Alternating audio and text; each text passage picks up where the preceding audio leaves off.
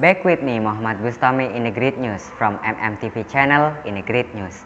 This time we will bring the news that lately often occurs in the community, namely flu and cough. Flu sufferers can experience headache, runny nose, stuffy nose, and cough. This problem is also very often found among teenagers such as students.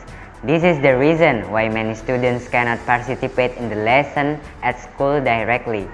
For more details, we have connected with our partner Toha Hasan, who was at the scene of SMKN for Jember, or State Vocational High School for Jember. Yes, Bustomi, as you mentioned earlier and also you see right now behind me, this is one of affected classes at SMKN for Jember, which we can already see the impact with many empty seats because students are affected by flu and cough. The spread of this flu and cough has seen its effect for 2 or 3 days, and until now we can still see many students who do not go to school. The center of problem of spread of the flu and cough is many students do not wear their mask.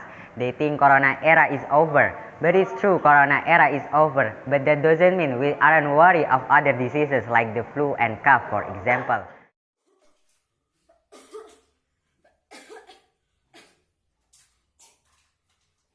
This is what makes flu and cough very easy to spread among the public and students.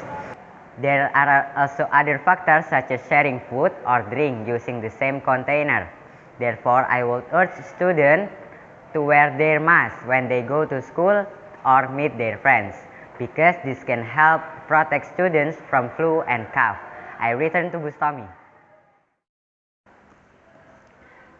Alright, thank you to Hasan for your report.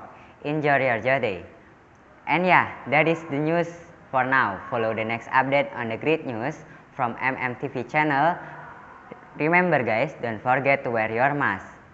I'm Mohammad Bustomi reporting.